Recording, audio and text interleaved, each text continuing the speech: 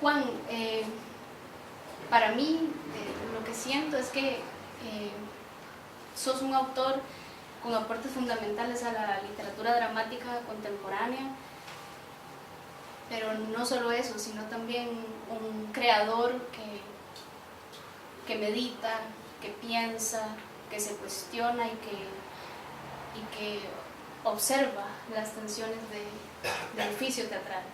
Y yo creo que de ahí es donde en parte surge Elipses y de lo que queremos conversar hoy.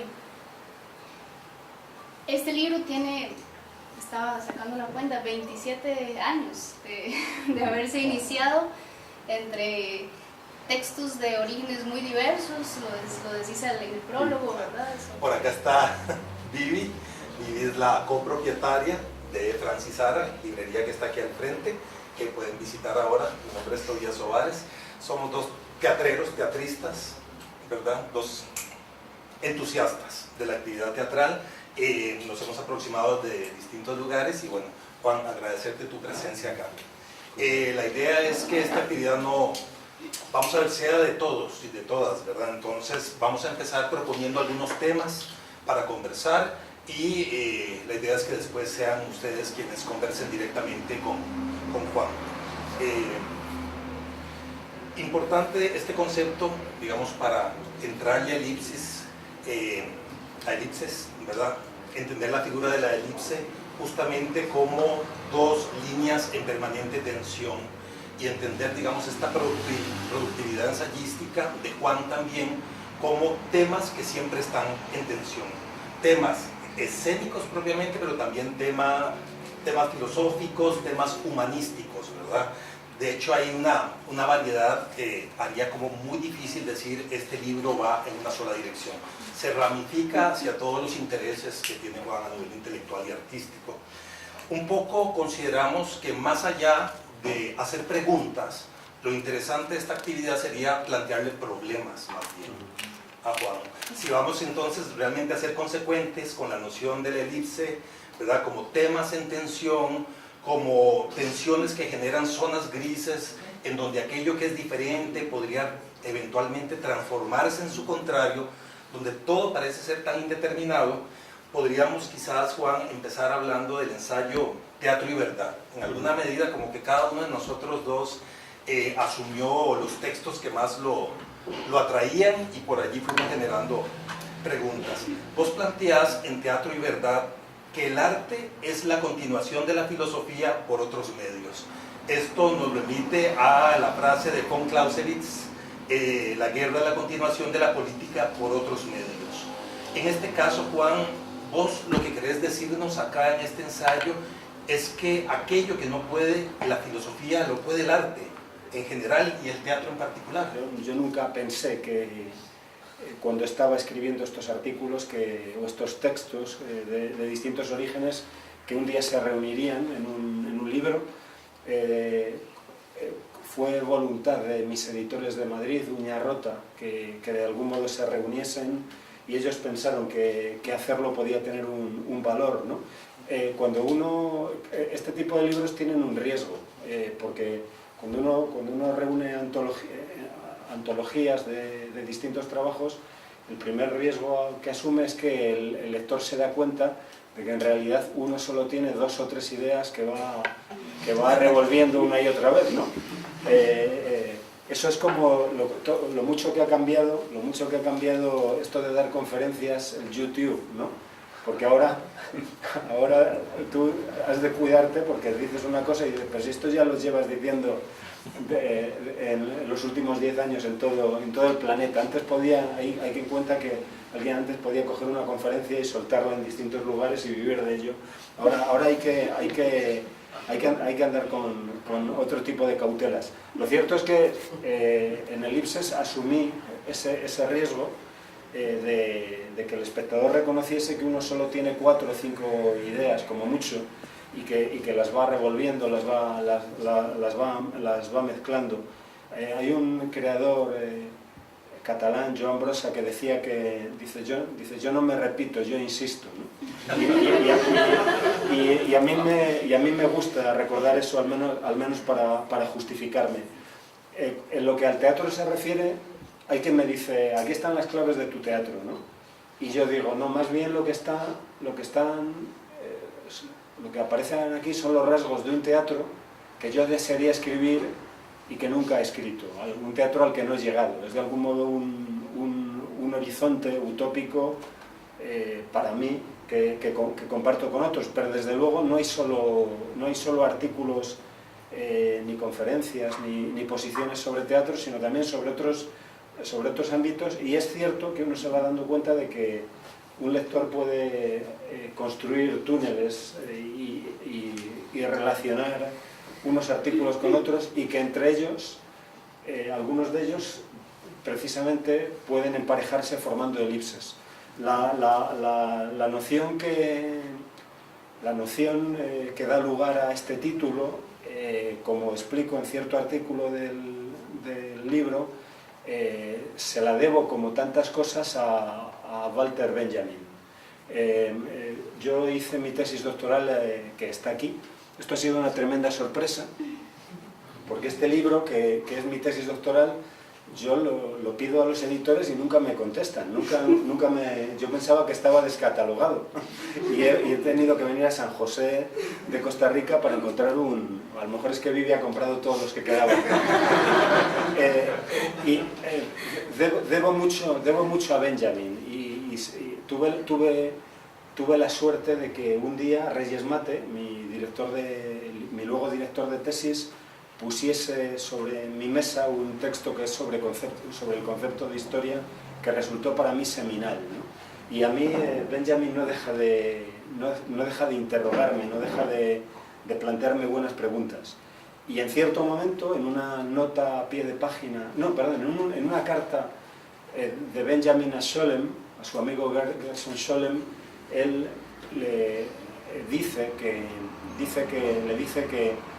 la obra de Kafka podría ser entendida como una elipse cuyos focos estarían constituidos por un lado por la experiencia mística y por otro por la experiencia del hombre en la gran ciudad.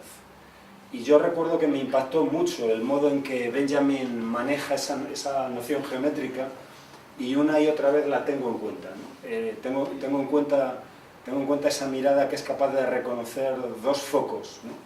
Y en cierto momento también digo en el libro que me parece que una característica de la mirada filosófica y de la mirada artística es que en cada objeto, en cada motivo, en cada elemento, ve un foco de elipses, ve un foco que junto a otro, que pueda ser exterior a ese motivo, a esa imagen y esa pregunta, puede constituir una elipse, como por utilizar la expresión de Vivi, un campo de tensiones, un campo tenso. Filosofía y teatro son, de hecho, pues pueden ser vistos como focos de una elipse. No se puede considerar que la filosofía sea reducible al teatro ni viceversa, porque de lo contrario, de ser así, una u otro serían superfluos. Necesitamos ese interrogarse permanente al que llamamos filosofía, y ese cuestionamiento permanente, ¿no? al que llamamos esa sobrereflexión a la que llamamos filosofía, y no hace falta subrayar que necesitamos el teatro. Se podría decir en alguna medida que la filosofía prolonga el trabajo del teatro, y a su vez el teatro prolonga el trabajo de la filosofía. Cuando comentábamos el otro día en la universidad que en principio uno observa una enorme, insalvable distancia entre la filosofía y el teatro, en la medida en que la filosofía es el mundo de los conceptos, de las abstracciones, ¿no? Mientras que el teatro es el mundo de los cuerpos en el espacio, de los objetos.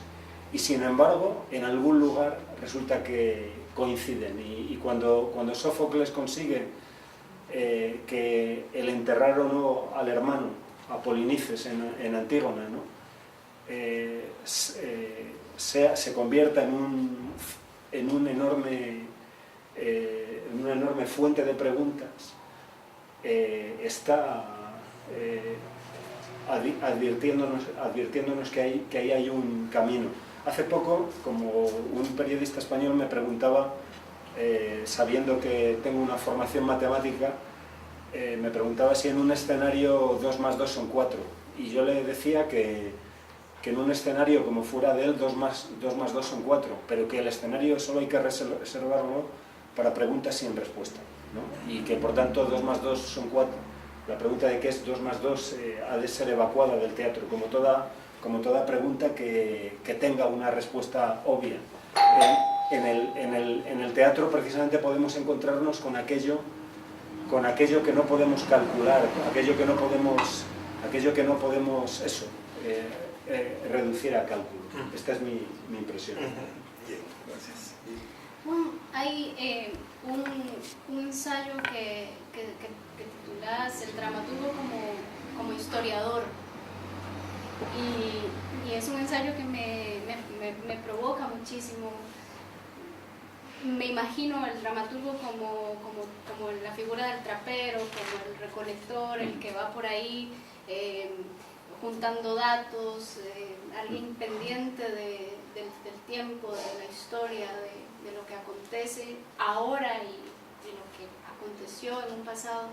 ¿Qué relación tendría entonces el teatro con el tiempo y con la historia? Claro, uno está tentado a responder que el tiempo es el tema mismo del teatro y que cuando uno está ante un actor, aquello ante lo que uno está expuesto es ante el misterio de la vida, que es sobre todo el misterio del tiempo, el hecho de que tenemos edades. Para mí no es insignificante que la pieza de literatura dramática más antigua de la que tenemos noticia es Los persas de Esquilo, obra en la que, como sabéis, Esquilo parte de un acontecimiento histórico, de la derrota del ejército persa ante los griegos. Cuando trabajo, hay varias obras mías que de algún modo elaboran o construyen una experiencia poética a partir de experiencias históricas.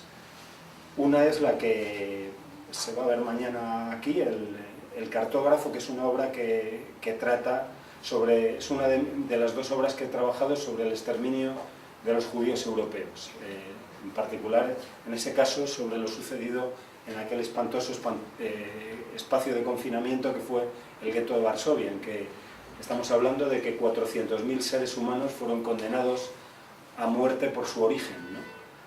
Himmelberg es mi otra obra sobre el asunto, y he escrito cartas de amor a Stalin sobre la censura que sufrió Mikhail Bulgakov en el Moscú stalinista.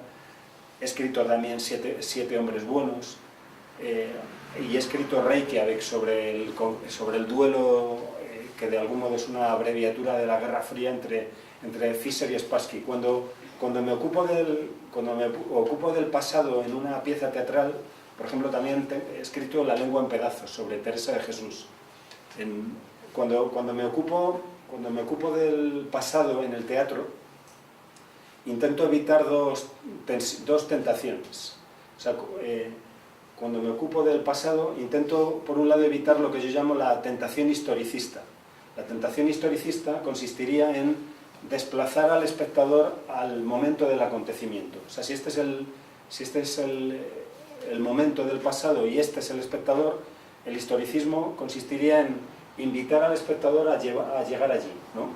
Bueno, esto es simplemente imposible. O sea, no puedes llevar al espectador a convertirse de algún modo en un testigo presencial del acontecimiento, porque incluso si fuéramos capaces de reconstruir físicamente el acontecimiento, lo que no podríamos reconstruir es la mentalidad desde la que se observa.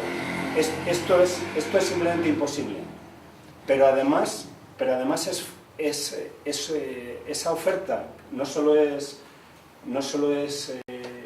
falaz, sino que además es una pobre oferta, porque cuando llevamos al espectador aquí, estamos perdiendo todo esto, ¿no?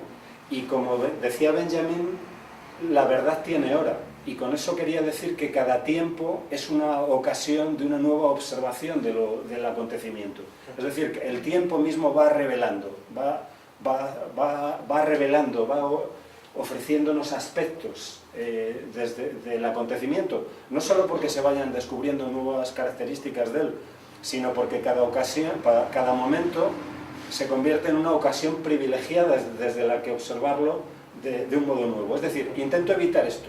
Esto, por cierto, esto es lo que propone, por ejemplo, cierto cine, por ejemplo el cine de Spielberg, ¿no? Que de algún modo te invita a estar allí, y hay gente que te dice que cree que ha estado en el desembarco de Normandía porque ha visto salvar al soldado Ryan, ¿no? O que ha estado en Auschwitz porque vio la lista de Schindler, ¿no? O sea, esta es una librería, sé que también es de cine, ¿no? Claro, el cine es extraordinariamente peligroso por esa capacidad que tiene la pantalla de simular la verdad, ¿no? Nosotros, por suerte, hacemos teatro que es evidentemente mentira, ¿no? Y entonces corremos menos ese riesgo de que el espectador piense que estuvo allí, ¿no? Y por otro lado, digo, si intento evitar esa tentación, también intento evitar la otra, que de algún modo sería la tentación de la actualización, que es la contraria, que es la de traer el acontecimiento al presente. Y es ese tipo de operaciones que se dan cuando algún creador dice: estamos haciendo esto por su rabiosa actualidad, ¿no? Entonces agarras el acontecimiento del pasado y de algún modo lo que haces es centrifugar todo aquello que no sea inmediatamente reconocido en el presente, ¿no? Y quedarte solo con aquello que el presente puede citar. A mi juicio, precisamente lo más interesante del pasado es aquello que no comprendemos, aquello que no podemos comer inmediatamente, ¿no? Cuando trabajábamos en La lengua en pedazos, que como digo es una obra sobre Teresa de Jesús, es decir, sobre una monja del siglo XVI, yo decía a los espectadores, decía a mis actores que mucho más interesante y más importante que lo que nosotros pudiéramos decir sobre Teresa era lo que Teresa pudiera decir sobre nosotros. Aquello que precisamente no entendíamos era aquello que con más fuerza podía interrogarnos. Y por ejemplo, cuando alguno me decía: bueno, es que Teresa es feminista, ¿no? Yo decía: cuidado, ¿no? Porque cuando decimos que Teresa de Jesús es feminista, estamos utilizando una categoría de nuestro tiempo, de algún modo para utilizarla, para confirmar nuestra propia posición. Yo creo que ambas operaciones, tanto el historicismo como la actualización, tienen algo que ver con lo que Benjamin llamaba un salto de tigre al pasado, ¿no? O sea, aquello de el tigre salta al pasado, le da un mordisco y se queda con eso, ¿no? De algún modo son formas de utilización del pasado por el presente, dos formas de lo que yo llamo la dictadura del presente, ¿no? Yo creo que el teatro permite una tercera relación con el pasado. El teatro nos permite de algún modo construir un tercer tiempo, porque sucede, y reconozco a algunos actores entre los que estáis aquí, que lo propio del teatro precisamente es su dualidad, su duplicidad. Tú, si haces Galileo, eres Galileo sin dejar de ser tú, ¿no? Y está respirando nuestro aire, ¿no? Cuando mi actriz, que hacía Clara Sánchez, la hija de nuestro buen amigo José Sánchez, era al mismo tiempo Teresa de Jesús sin dejar de ser una mujer de nuestro tiempo. Y eso es algo extraordinario. De algún modo el teatro es capaz de construir aquello que Benjamin llamaba una imagen dialéctica, un tiempo que de algún modo es cita de dos. Creo que el teatro es capaz de construir un tiempo en que de algún modo presente y pasado se encuentren en una cita peligrosa, en que presente y pasado puedan de algún modo desestabilizarse. Mientras que, como digo, historicismo y actualización a lo que propenden es a utilizar un pasado no para desestabilizar el presente, sino para fortalecerlo, cosa que creo que una y otra vez deberíamos evitar. O sea, que sería como ser lectores dobles, claro, de esa claro, noción del teatro. Es emocionante hablar de eso aquí, porque uno ve este suelo que es de otro tiempo y se pregunta quién puso esto y de qué nos informa, ¿no? Este lugar, ¿no? O sea, el pasado siempre está en peligro, ¿no? Pero hay pequeños signos, pequeñas marcas que están reclamándonos, que nos están interrogando. ¿Qué historias de felicidad y de desdicha hubo sobre estos azulejos, ¿no? Yo creo que ese trapero, que es el historiador benjaminiano, está fundamentalmente atento a eso. Juan, en Educar contra Auschwitz hay una pregunta permanente por la humanidad, ¿verdad? Nos da la impresión que más allá de querer regresar sobre un hecho histórico o indagar alrededor de la culpa, hay como una ecuación que no cierra, y es cómo conciliar que esa humanidad que tanto te preocupa puede vivir en los extremos de la inteligencia y la maldad al mismo tiempo. Cómo lidiar como creador y como pensador, digamos, con ese hecho, con esa dualidad, digamos, tan terrible de que tu materia prima, ¿verdad?, que es esa humanidad que reflexionas y pones en escena, tenga esos rasgos. Claro, gracias, Tobías. Sí, es verdad que el exterminio de los judíos europeos se ha convertido en un acontecimiento de mi vida, si bien yo nací muchos años después de que eso sucediese y de que yo no soy judío, aunque a veces no soy judío hasta donde un español puede saber que no lo es. Y si bien hay gente que me toma por tal porque en mi teatro ha aparecido ese motivo. Cuando alguien hace anuncios catastróficos sobre lo que vendrá, yo me digo, la catástrofe ya estuvo acá, ¿no? ¿Qué cosa peor puede suceder que millones de personas sean asesinadas por su origen? O sea, cuando hablamos de Auschwitz, estamos hablando del asesinato de 6 millones de personas por su origen, entre ellos más de 1 millón de niños. O sea, ¿qué más terrible pueda suceder que eso? Y sucede que estoy entre los que creen que de Auschwitz procede una paradójica luz. Y he dicho alguna vez que esa luz lanza de algún modo ilumina el antes de Auschwitz y también nos ilumina a nosotros. Con lo cual también, y cuando uno dice esto, inmediatamente ha de corregirse, porque no ha de nunca pensar que eso de algún modo ofrecería una compensación, ¿no? O sea, a mí también me espantan ese tipo de discursos que dicen, bueno, pues después de esto se obtuvo una enorme enseñanza, ¿no? Y hay que ser extremadamente cautelosos, y entonces eso no se repetirá y demás. Creo que hay que ser extremadamente cautelosos con esas expresiones, pero digo que de Auschwitz procede un doble foco, porque de algún modo Auschwitz todo lo resignifica. O sea, sucede que Auschwitz nos obliga a mirar hacia atrás y preguntarnos, por ejemplo, en el campo de la filosofía,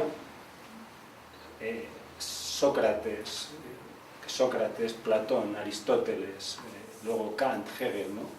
¿Qué hubo en la cultura en general? ¿Por qué la cultura no evitó Auschwitz? ¿Por qué la cultura no nos hizo lo bastante fuertes? ¿Por qué no fue capaz de hacernos preguntas que nos hicieran fuertes frente a Auschwitz? O sea, creo que ya no se puede leer nada anterior a Auschwitz sin tener en cuenta esa catástrofe. Pero también Auschwitz lanza un foco hacia nuestro tiempo y por supuesto, sin que nada sea comparable a aquello que sucedió, nos obliga a preguntarnos hasta qué punto hay lógicas inhumanas, lógicas de acoso del hombre por el hombre, lógicas de animalización del hombre, que sobrevivieron a la derrota alemana en el 45. O sea, hasta qué punto realmente podemos hablar de derechos humanos en un tiempo en el que tantos seres humanos son tratados como animales y tantos otros son educados para comportarse como animales. En lo que a Auschwitz se refiere, creo que he visto con emoción los libros de Primo Levi también ahí en esta mesa, ¿no? Hay una noción que Primo Levi nos ofrece que para mí es fundamental, que es la noción de zona gris, que, como sabéis, se presenta en Los hundidos y los salvados. Dice Primo Levi que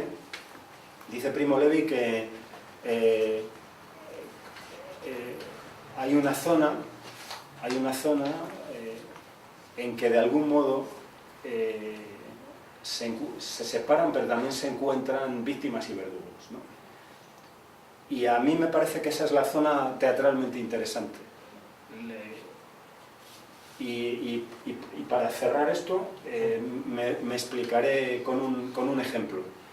Y también, pero antes de eso quiero añadir que cuando hablamos de todo esto, creo que no hay que pensar que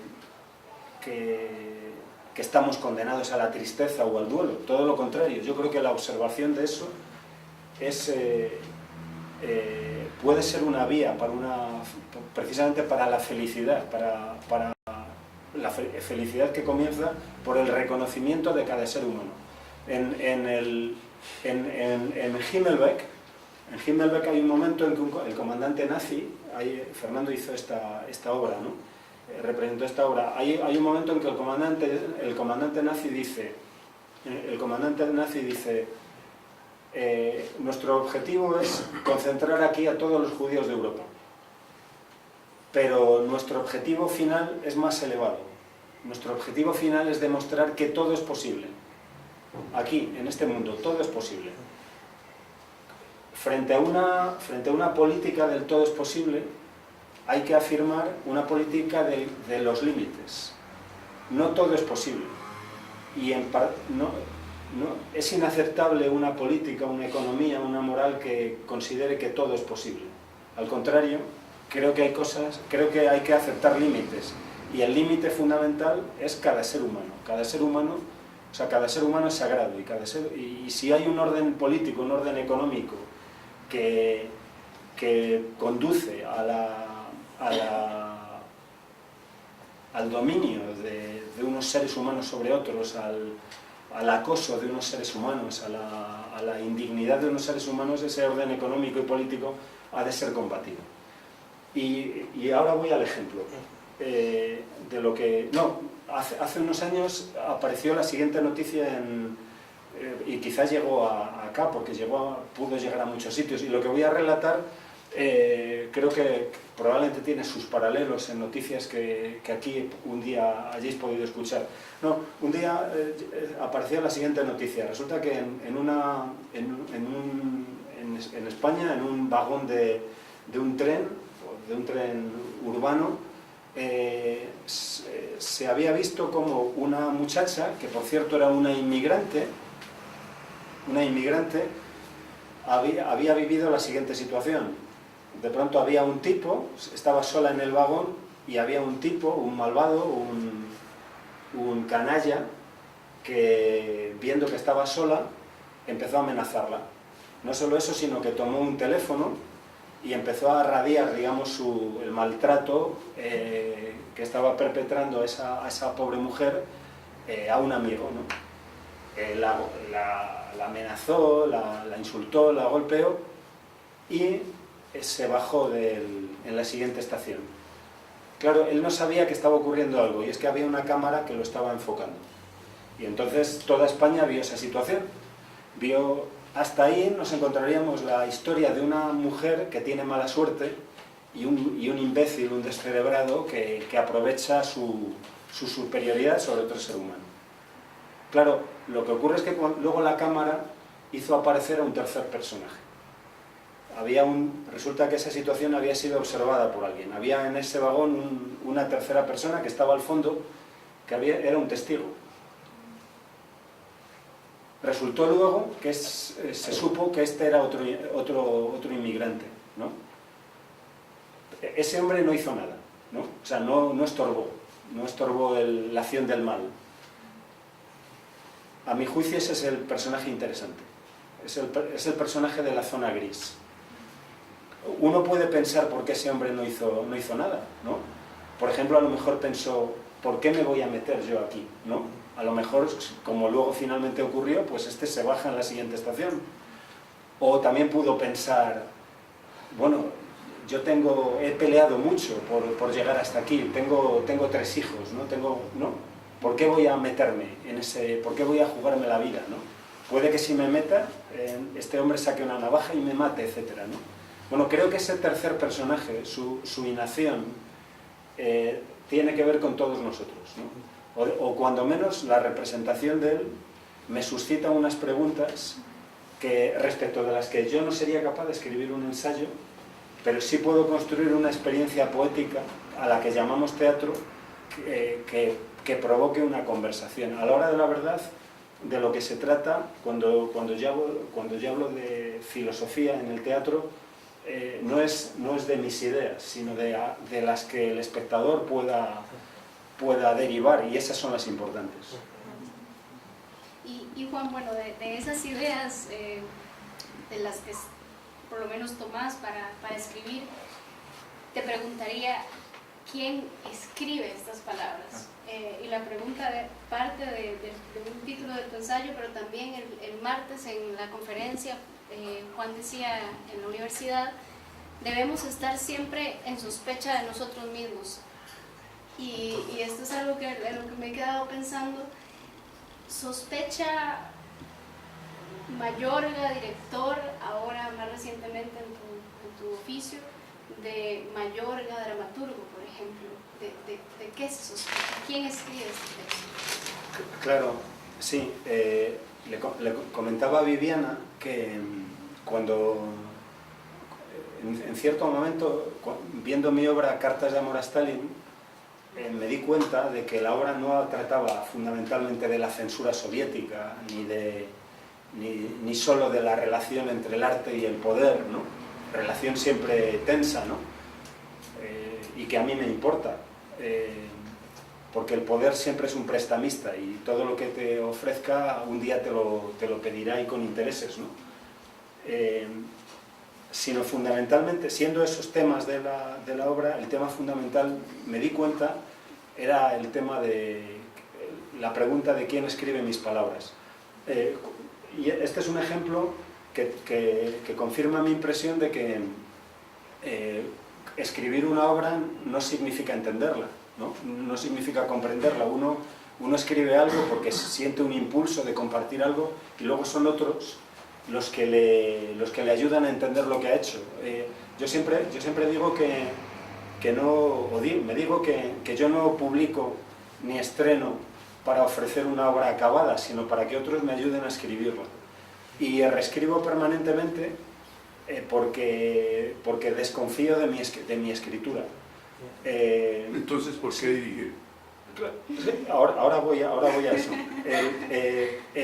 No, y decía que en Cartas de amor a Stalin, la historia de Cartas de amor a Stalin comienza cuando hay un hombre, cuando Bulgakov empieza a escribir, deja de escribir su obra para escribir para un solo lector. Empieza a escribir cartas reclamando a Stalin la posibilidad, la libertad para salir de la Unión Soviética. Y de algún modo, sin darse cuenta, él ya está entrando en el espacio lingüístico de Stalin, porque de algún modo está renunciando a escribir para escribir, de algún modo, sin saberlo, al dictado de Stalin. Y en un determinado momento en la obra, Stalin, de hecho, le dictará las cartas y en un determinado momento incluso llegará a escribirlas él mismo, a escribir las cartas que él mismo recibirá. Y al darme cuenta yo de qué había escrito yo mismo, me di cuenta de que yo mismo me pregunto quién escribe mis palabras, hasta qué punto yo tengo mis propios Stalins, ¿no? Hasta qué punto yo estoy preso por ejemplo, de las reglas de decoro de mi tiempo, de lo políticamente correcto, hasta qué punto elijo mis temas y mis estrategias, me pregunto, ¿no? Incluso en los momentos en que me siento más libre, al dictado de otros que las eligen por mí. Un tema que me es muy querido es el tema del Teatrum Mundi, que es un tema muy español, ¿no? Es el tema por antonomasia de Calderón. Y el tema del Teatrum Mundi es el tema de que el mundo es un escenario, ¿no? Y nosotros personajes. Yo creo que eso es indiscutible, ¿no? De que somos personajes, pero la pregunta es hasta qué punto hemos construido ese personaje u otro nos lo ha construido. Hasta qué punto nos hemos escrito a nosotros mismos o somos escritos por otros. De modo que yo creo que cualquier escritor, cualquier artista y desde luego cualquier ciudadano debe preguntarse quién escribe mis palabras. Creo que eso es absolutamente necesario y tanto más en un tiempo como este, en el que sin saberlo estamos atravesados por propaganda, por muy sutiles estrategias e incluso pues, estamos atravesados por algoritmos que nos indican, nos orientan hacia cómo gestionar nuestro fin de semana, acerca de a quién leer e incluso con quiénes tener relaciones sentimentales, ¿no? ¿Y por qué escribo? Bueno, ¿por qué dirijo? A mí había amigos del mundo del teatro, directores que escribían que me animaban a hacerlo, me animaban a dirigir. Me decían si tú empiezas a dirigir, escribirás mejor, ¿no? Y a mí me parecía una buena razón, pero no suficiente, porque ¿por qué castigar al espectador? No es suficiente, ¿no? O sea, que eso sea bueno para ti no es suficiente. En un cierto momento sí sentí que podía ofrecer algo, que podía escribir de otro modo, que podía escribir en el espacio y en el tiempo. Y como comentaba el otro día, descubrí que dirigir es escribir, es construir un texto en el espacio y en el tiempo que el espectador, del que eres tú representante, habrá de leer. Y la verdad es que ya no estoy dispuesto a renunciar a la dirección. Creo que continuaré dirigiendo, si bien eso no significa en absoluto que la puesta en escena que yo ofrezca de uno de mis textos tenga en absoluto carácter definitivo. Estoy seguro de que otro director, como por ejemplo Fernando, puede encontrar en una obra como El cartógrafo preguntas, aspectos, sentidos que yo no entreveo. Porque yo estoy convencido de eso, de que un texto sabe cosas que el autor desconoce. Y Juan, eso que estás diciendo, ¿hay hallazgos a nivel ya del texto dramatúrgico, de la escritura dramática, que la dirección te ha dado? Lo pregunto porque, bueno, comentaba ayer con Tobías que hay una anécdota muy bonita, un libro de entrevistas que le hace Mel Gouzo a Harold Pinter, en el que Pinter cuenta que cuando conoce a Samuel Beckett y se hacen amigos, él empieza a enviar sus obras. El retorno al hogar, el regreso a casa, cuenta Pinter que se la envía a Beckett y Beckett le responde una carta y le dice sus comentarios acerca de la obra, pero le dice: hay que revisar este fragmento, sí. Tal parte de la obra, en tal punto, recomendaría reescribirlo, revisarlo. Sí. Pinter dice que él se va corriendo, lo lee y no encuentra nada ahí que no funcione. Sí. Y le agradece a Beckett por esta anotación y le dice que él no encuentra nada, que lo va a probar con sus actores. estaba en ese momento Peter Hall dirigiéndole y él hace como, no sé si codirección o por lo menos se acerca al proceso. Y dice que sin decir nada, Peter Hall le llama 4 semanas después de ensayos y le dice a Pinter que todo va muy bien, pero que hay una parte que no avanza, que no pueden, que no se puede trabajar. Y era, dice Pinter, era justamente el fragmento del que me había pedido revisión. Y dice, ahí reescribo, y reescribe esa parte. Entonces mi pregunta es, ¿tu experiencia como director ahora te ha hecho encontrar hallazgos en la propia escritura dramatúrgica? Claro, permanentemente. Los 3 textos con los que entré en la sala de ensayos, La lengua en pedazos, Reykjavik y El cartógrafo, se desestabilizaron profundamente, ¿no? De forma que textos que ya estaban editados e incluso que habían sido traducidos fueron sacudidos. Y puedo contar muchas anécdotas a este respecto de hasta qué punto la propia sala de ensayo es productiva, ¿no? Y voy a contar una anécdota. Estábamos trabajando Reykjavik. Reykjavik es una obra sobre la Guerra Fría y es sobre el campeonato mundial de ajedrez entre Fischer y Spassky en el 72.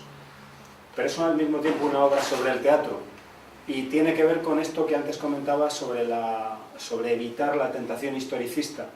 En lugar de construir de algún modo una ficcionalización inmediata sobre Fischer y Spassky, lo que hay en esta obra es lo siguiente. Necesito levantarme para explicarlo, ¿no? Un chaval está entrando por un parque. Un chaval va caminando por un parque. Y entonces va camino de su escuela o de su instituto. Y entonces ve un tablero de ajedrez con una partida abandonada. Y entonces se queda mirando.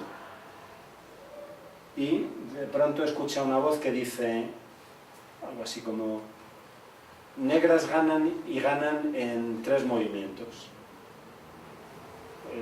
El muchacho tiene miedo porque ¿quién es este, no? Todos sabemos que en los parques puede haber gente rara, ¿no? Pero el hombre este le invita a jugar. Y juegan y en 3 movimientos el otro le gana, ¿no? Y le dice, ¿quieres jugar otra vez? Y el chaval vuelve a ser derrotado. Y entonces, adiós, ¿no? Juega muy bien. No he sido yo, dice el individuo este, dice, no he sido yo, ha sido Fischer. Es la octava de Reykjavik. No tienes ni puta idea de quién es Fischer, ¿verdad? Fischer, Spassky, no te dice nada de esos nombres que os enseñan ahora en el cole, ¿no? Y entonces le invita a quedarse. Y luego aparecerá otro. Y vamos a descubrir que estos dos, que se hacen llamar Bailén y Waterloo, es decir, que tienen nombres de derrotas napoleónicas, juegan a eso, juegan a reconstruir el duelo de Reykjavik, con la particularidad de que el que hace hoy de Fischer, mañana hará de Spassky y viceversa, pero el que representa a Fischer hace también la esposa de Spassky y hace el Soviet Supremo y tal, y el que hace de Spassky hace de Henry Kissinger y hace de etcétera, ¿no? Y juegan a representar aquello, y juegan a representarlo de muchas formas, cada día de una forma distinta, porque como en el ajedrez introducen variantes. Bien, pues recuerdo que hay un momento, como digo, son estos 2 individuos que pueden ser cualquiera de nosotros dos, que son Bailén y Waterloo. Resulta que en cierto momento, en mi ficción, la mujer de Spassky, Larisa, va a verlo a Reykjavik y hacen el amor, ¿no? Y entonces esto han de hacerlo estos 2 actores que hacen de Bailén, y entonces el actor que hacía de Spassky, que hacía también de la mujer el actor que hacía de Fischer, que hacía de la mujer de Spassky, de Larisa, tenía unas enormes dificultades para representar el hacer el amor, ¿no? Y entonces, en un momento dado, la actriz que hacía de chico dice, hombre, podrías hacer algo así como teatro-danza o algo así, ¿no? Como que lo rodeas y tal, ¿no? Bueno, y entonces a mí se me ocurrió, digo, ya sé, allí en la sala de ensayos, Larisa ha sido bailarina del Bolshoi, ¿no? Ha sido bailarina del Bolshoi. Y entonces que es un actor muy pudoroso, pero al mismo tiempo extraordinariamente virtuoso, empezó a levantar, empezó a hacer cosas, ¿no? Y convertimos ese personaje en bailarina del Bolshoi. Y lo más curioso, y entonces eso desestabilizó profundamente al personaje y al texto, que ya estaba escrito y hubo que reescribirlo. Pero lo más gracioso del asunto es que luego la gente me dice que han buscado en Wikipedia y que no encuentran a ninguna bailarina del Bolshoi que sea esposa de Spassky, ¿no? Bueno, no solo eso, sino que me ha contado aquí el amigo que él tiene una formación rusa. En cierto momento en la obra se habla de que, y este es otro asunto, en un cierto momento a Spassky, después de que ha perdido una de las partidas, se le acercan los del equipo y le dicen, tenemos que hablar contigo, ¿no? ¿Qué mide? ¿Tú sabes dónde vive tu hermano? ¿No? ¿Dónde vive tu hermano? En la casa tal, y ¿sabes cuánto? Él tiene derecho a solo 9 metros cuadrados, la cocina es comunitaria, todo eso está lleno de soplones, ¿quieres? Y se menciona un lugar, ¿no? Pues hay gente, esto es mentira, esto me lo inventé yo, ¿no? Ni siquiera sé si Spassky tenía un hermano y demás. Pues hay gente que me dice, después de ir a Moscú, que han estado en la casa del hermano de Spassky. Y, bueno, el teatro construye una nueva realidad. He tenido la suerte de que, si bien no tengo una formación muy precaria como director, una formación que procede sobre todo de mi experiencia como espectador, de ver y he intentado aplicar mi sentido común al trabajo de la dirección escénica y poco más. Siempre he contado con actores extraordinariamente cómplices, extraordinariamente ambiciosos, como lo son Blanca Portillo y José Luis García Pérez y otros, y ellos precisamente es su propia elocuencia la que le lleva a uno a reescribir en la propia sala de ensayos. Bueno, Vivi y Juan, si les parece, es un buen momento para abrir el diálogo, así que quien tenga una pregunta, comentario, conversar con Juan, este es un buen momento. Sí. Yo quiero decir solamente, respecto a esto de la dirección, que yo vi hace unos años El enemigo del pueblo, que montaste. Pero yo versioné, no dirigí. Ah, ¿no dirigiste? No. Dirigió Gerardo Vera. Ah, es que es la versión más hermosa que he visto. Pensé, me confundí, entonces te iba a decir. No, ahí me cupo la responsabilidad de la dirección, ¿no? De la adaptación, que fue una reescritura bastante libre, en la medida en que además yo no conozco el noruego, y entonces trabajé a partir de distintas traducciones. Pero mi amigo Gerardo Vera me ofreció la adaptación y la verdad es que lo disfruté y me dio mucha libertad para hacer esa versión. Enemigo del pueblo me parece un texto fundamental y emblemático porque, como recordáis, Thomas Stockmann comienza por ser enemigo del pueblo y acaba por ser enemigo del público. Es decir, Thomas Stockmann empieza diciendo el agua está envenenada, y eso el espectador lo acepta bien, ¿no? El agua está envenenada y aquí tenemos a un héroe, ¿no? que en el escenario está llevando con un riesgo de su propia vida y de su familia, está defendiendo aquello en que cree.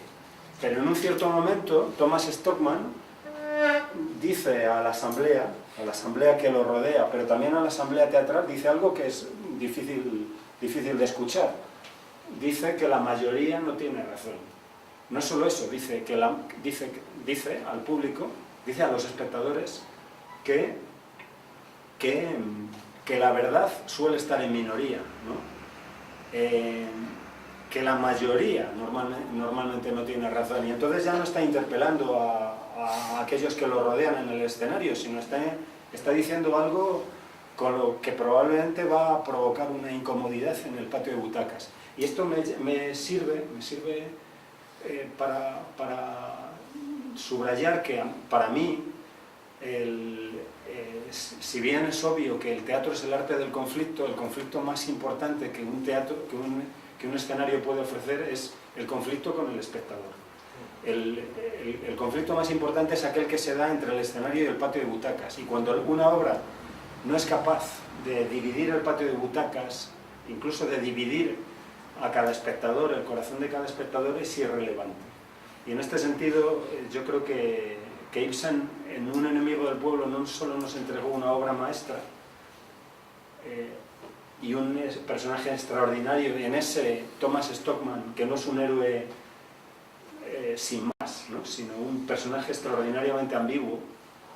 Nos entregó, me parece, también una imagen de nuestro arte y de la visión de nuestro arte.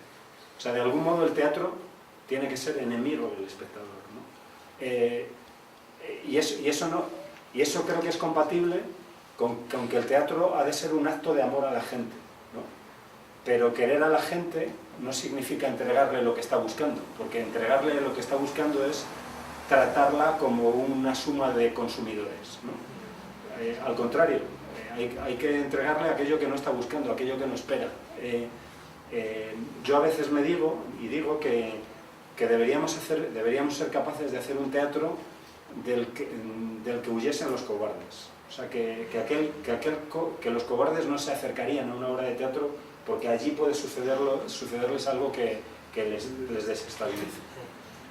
Por supuesto, ese no es el teatro que yo he sido capaz de escribir, ¿no? Que probablemente el teatro que escribo es mucho más negociador, mucho más pactista, ¿no? Pero creo que es el teatro que debería escribir.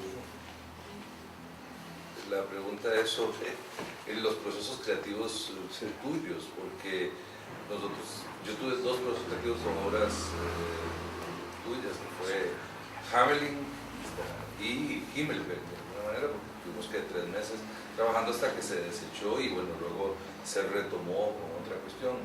Pero igual, ¿cómo haces con tu proceso creativo teniendo estos dos papeles? Porque es muy rico cuando no está el autor está muerto, entonces uno habla del autor, tiene la libertad de hablar del autor lo que uno quiera y decir, bueno, él quiso decir tal y tal cosa y tal otra, ¿verdad? Entonces, acá no, aquí no hay margen, no, yo lo que quise decir fue esto. Claro, para mí la experiencia como adaptador ha sido, empezaré por ahí, mi experiencia como adaptador, y se refería a algún ejemplo de la compañera, ha sido fundamental. Yo he dicho alguna vez que mi trabajo como adaptador ha sido mi mejor escuela. Y lo ha sido en un sentido material, técnico, si se quiere, y también en un sentido moral, ¿no? En un sentido material y técnico, en la medida en que trabajar en un texto ajeno, por ejemplo, en La vida es sueño, de Calderón, que he tenido el honor de versionar, o La dama boba, de Lope de Vega, o Fuentevejuna, de Lope, o Rey Lear, de Shakespeare, de algún modo les lleva a uno a tener una relación íntima con esos grandes. De algún modo uno entra en la cocina y de algún modo espera que algo se le pegue, ¿no? Pero más importante que esa es de algún modo la enseñanza moral, porque cuando uno pisa esos grandes espacios, descubre hasta qué punto el teatro ha sido capaz de convertirse en un extraordinario arca de la experiencia humana. Y entonces uno probablemente eso también le advierte a uno frente a hacer cualquier cosa, ¿no? Le lleva a uno a dar lo mejor de uno mismo. Por otro lado, habiendo sido yo mismo adaptador, eso me lleva también a tener una relación menos, si se quiere, egoísta con mis propios textos. Es decir, yo digo que a veces yo escribo a la búsqueda de un adaptador.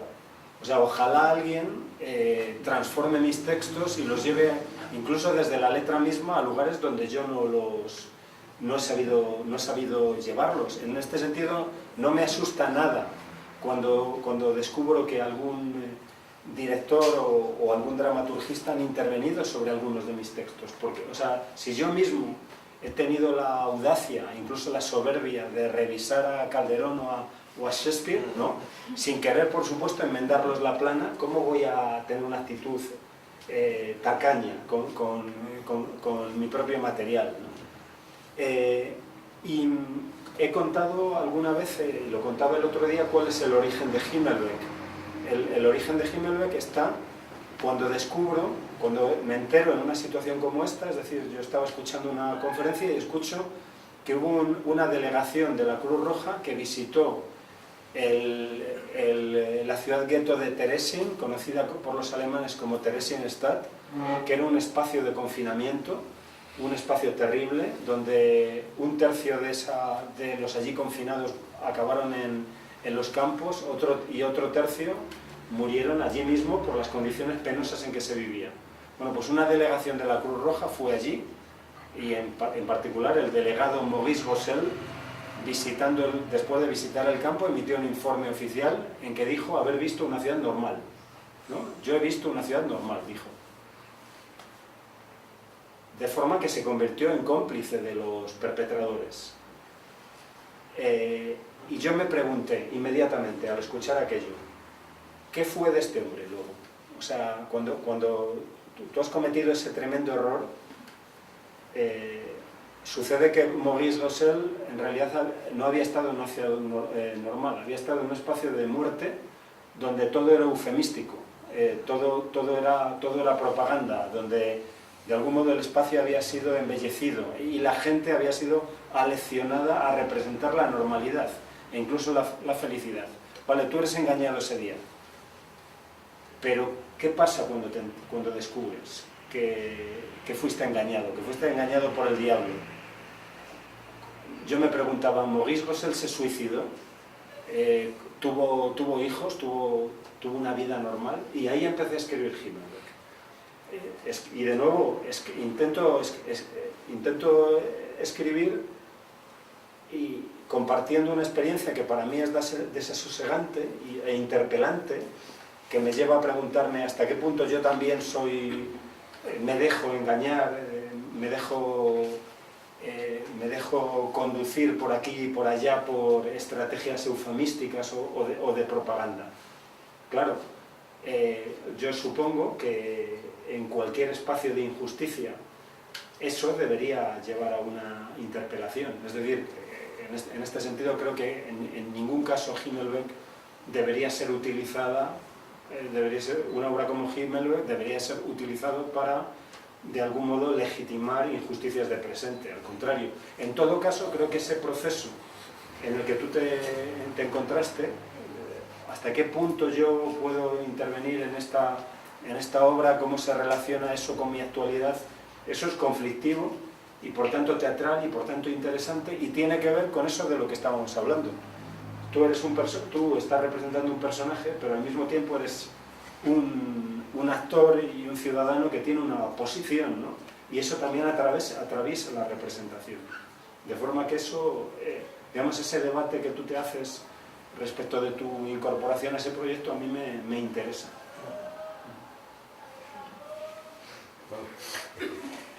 Me quedé con un comentario que hizo sobre el fallo o el fracaso de la cultura europea cuando sucede la Segunda Guerra y todas las consecuencias posteriores, que a mí me parece un punto crucial.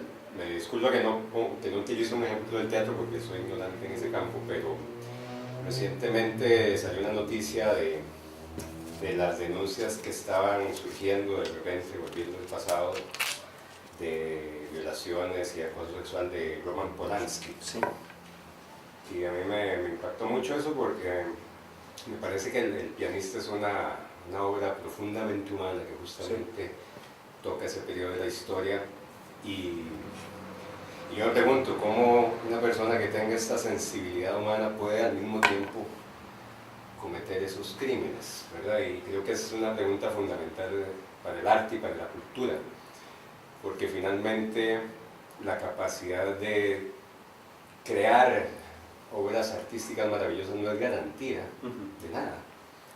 Cuando ya se traduce a la coexistencia y a las tentaciones del poder y tantas cosas, ¿verdad?, complejas que están en la condición humana. ¿Cuál sería tu reflexión con respecto a estos riesgos de los artistas y de las audiencias del arte también, ¿no? Claro, sí.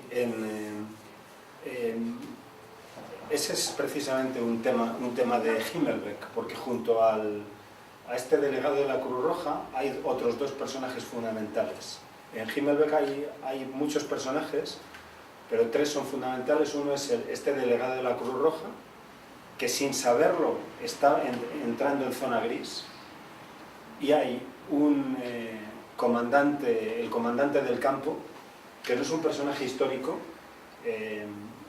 pero que está basado en personajes como esos a los que tú te refieres, que son capaces de unir cultura y barbarie.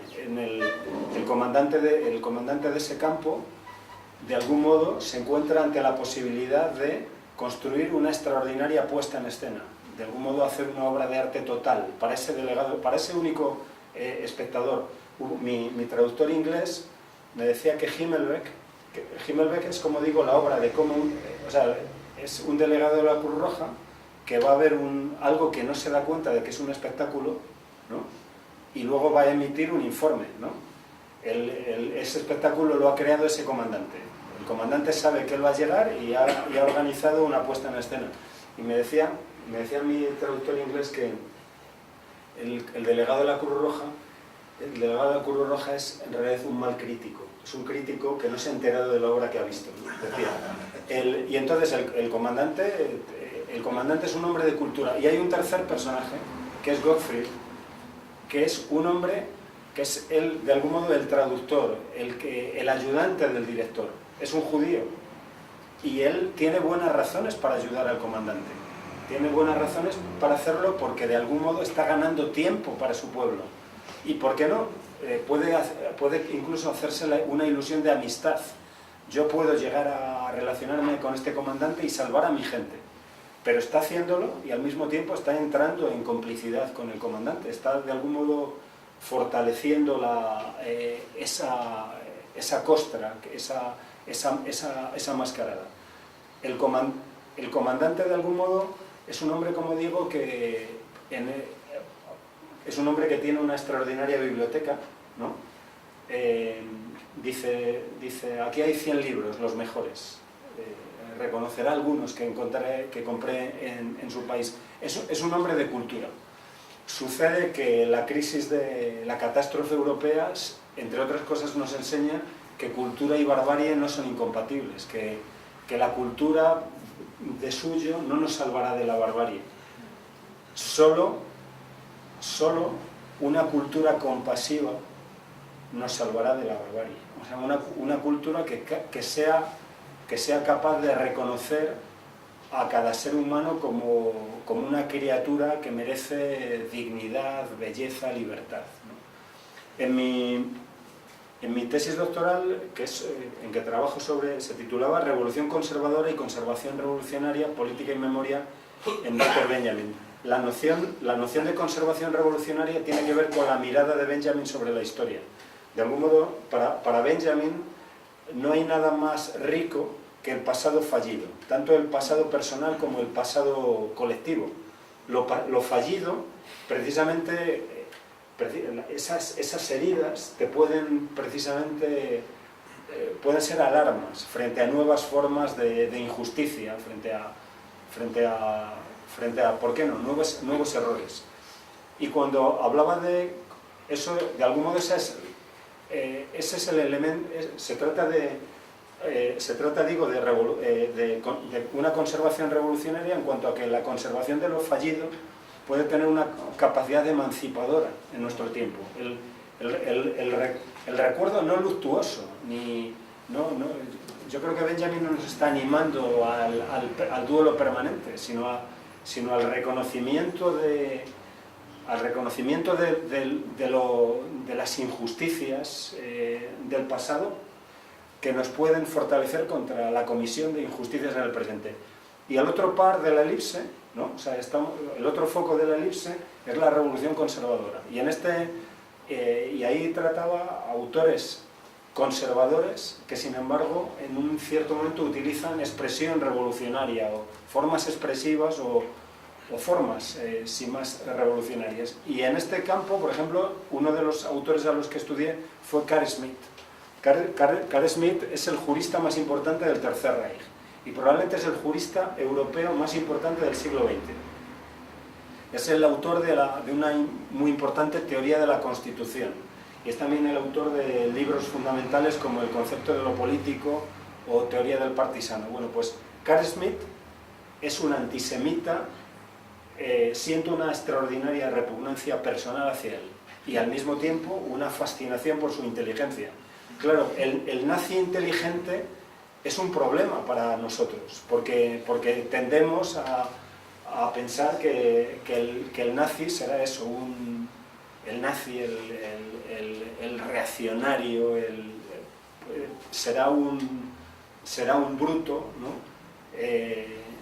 Y sin embargo esa asociación entre inteligencia, cultura y barbarie nos desestabiliza. Yo creo que lo que falta ahí es ese otro tan pequeño que yo llamo una mirada compasiva, y en este sentido a mí me importa mencionar a pensadores como Levinas, ¿no? que consideran que cada ser humano tiene una responsabilidad absoluta hacia cualquier otro ser humano, incluso hacia su perseguidor. Me parece una ética extrema, pero creo que está en el lugar opuesto de esa moral de señores que, cuando precisamente se asocia a la cultura, es extraordinariamente letal.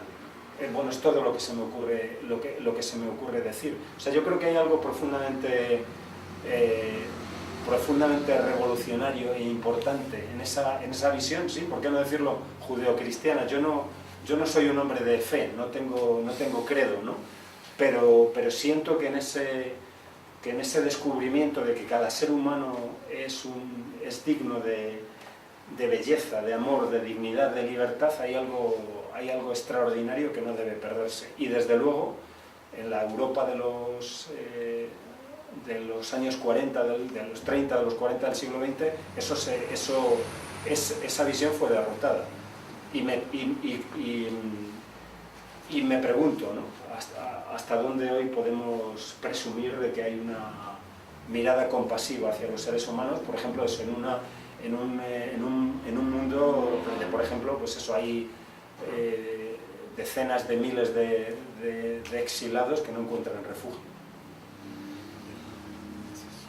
Quizá una pregunta más, no sé, para ir cerrando la actividad. ¿Algún comentario? Me voy a permitir entonces la libertad de preguntarte, vale, ¿cómo te fue el otro día con El Gordo y el Flaco? Sí. Que es un espectáculo con dramaturgia de Juan, que se presentó en Gráfica Génesis por parte del Grupo Guiñón, ¿no?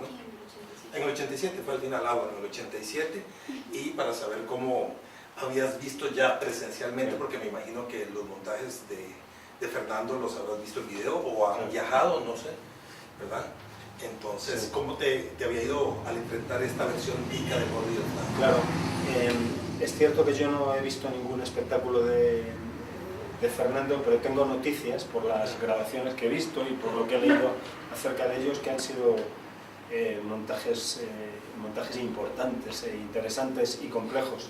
Dicho esto, yo siempre me digo que el autor ha de evitar juzgar la puesta en escena de sus obras y ha de evitar también la tentación de pensar que él de algún modo es una instancia última, un juez último que de algún modo conoce la verdad de la obra y desde ella, desde ese conocimiento, puede juzgar lo que ve. Eso es contrario a precisamente mi visión del teatro y mi trabajo como dramaturgo. Yo intento que mis textos sean tan abiertos como sea posible, que en ellos solo esté lo innegociable y que haya muchos espacios precisamente para la imaginación del director, para la imaginación de los actores, para la imaginación del escenógrafo, el iluminador, el músico y desde luego para la imaginación y la creación del espectador.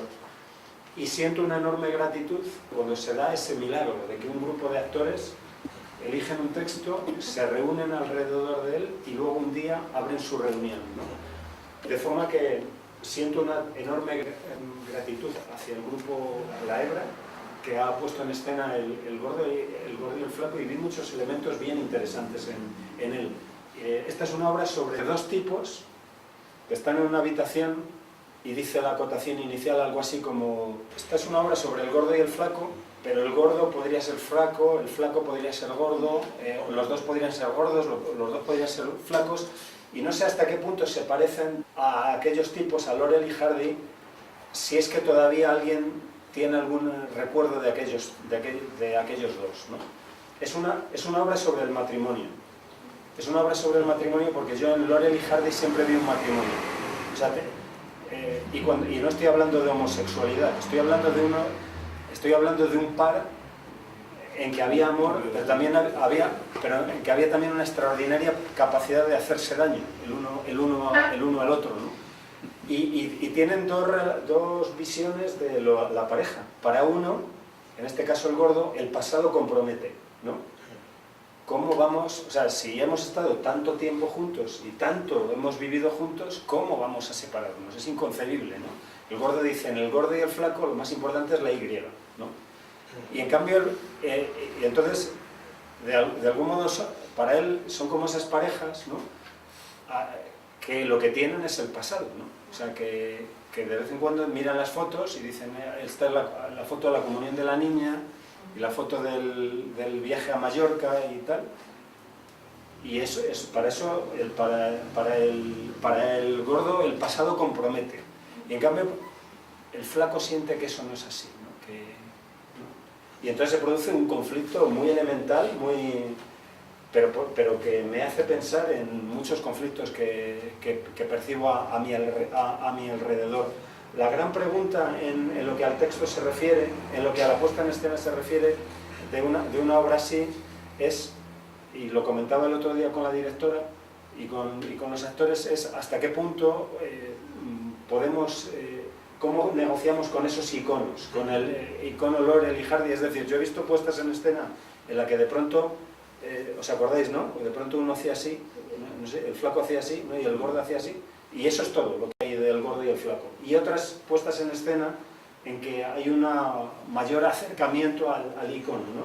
En la medida en que yo no propongo nada, no ofrezco una orden en la primera acotación, ni en ninguna otra, eso es un espacio de libertad para el director y los actores, ¿no?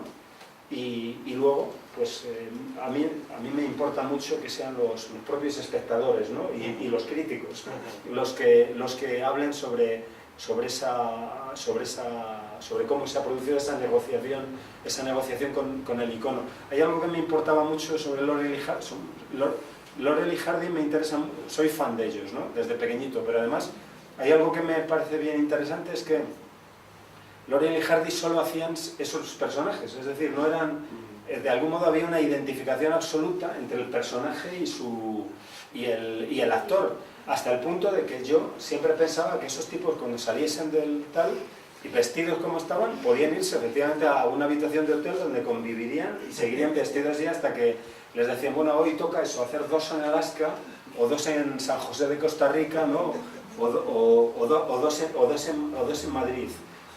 Esa identificación absoluta entre el actor y el personaje me resultaba muy rica, ese carácter de algún modo matrimonial que podía tener la pareja, y también me interesaba de algún modo, digamos, ese desvanecimiento de la imagen del gordo y el flaco, ese hecho de que no sé cómo será en Costa Rica, pero cuando yo era pequeñito era frecuente poder ver esas películas y ahora, digamos, es como que se han convertido en películas de culto o hay que buscarlas. Digamos, ese desvanecimiento, de algún modo, ese desvanecimiento de la memoria me interesaba, ¿no?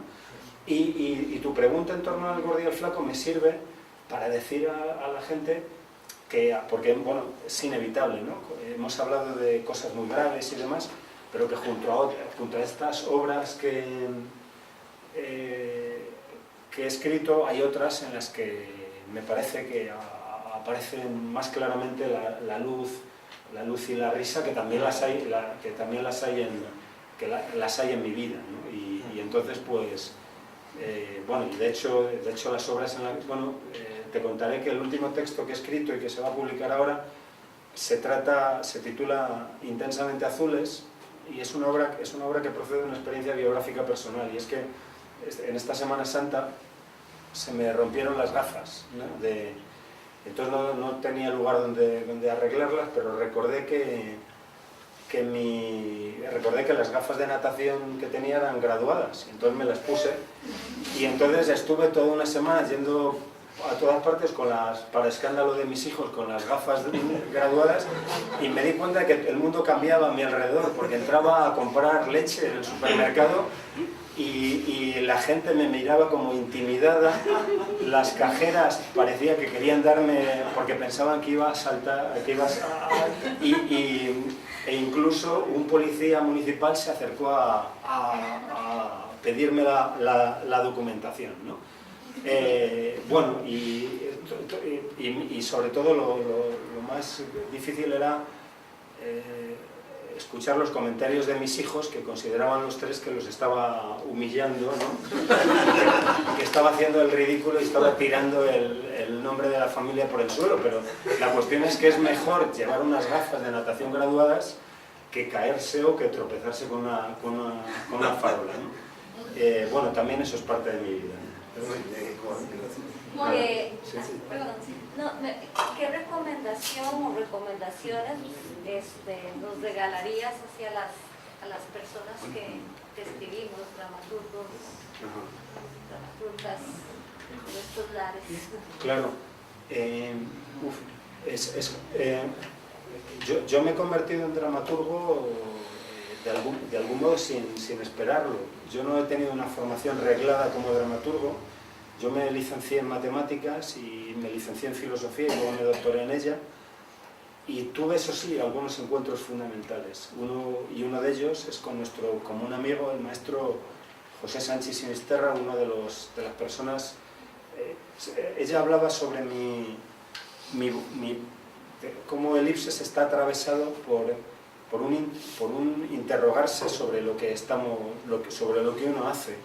Esa vocación reflexiva, en muy buena medida, se la debo a mi maestro José Sánchez. Ya sabemos que hay un fondo misterioso en nuestro trabajo y que no podemos reducir todo a concepto, ¿no? Pero sí es importante que nos preguntemos una y otra vez por qué hacemos lo que hacemos, qué estrategias utilizamos, hasta qué punto, por ejemplo, una pregunta fundamental que yo me he hecho en obras como Hamelin o como Himmelberg, hasta qué punto puedo, o en el cartógrafo, hasta qué punto tengo derecho a representar a las víctimas, cómo hacerlo, cómo representar ese tipo de fenómenos sin incurrir en su banalización, en su sentimentalización. Bueno, pues ese tipo de preguntas son fundamentales. Y esto me sirve para contestarte que acercarse a gente como José Sánchez es fundamental. Yo creo que hay algo muy importante que es en la vida, que es tener buenos maestros, ¿no? Y yo también me digo que yo siempre estoy a la búsqueda de maestros, ¿no? Por lo demás, sabemos que la relación entre el discípulo y el maestro no está exenta de conflictividad.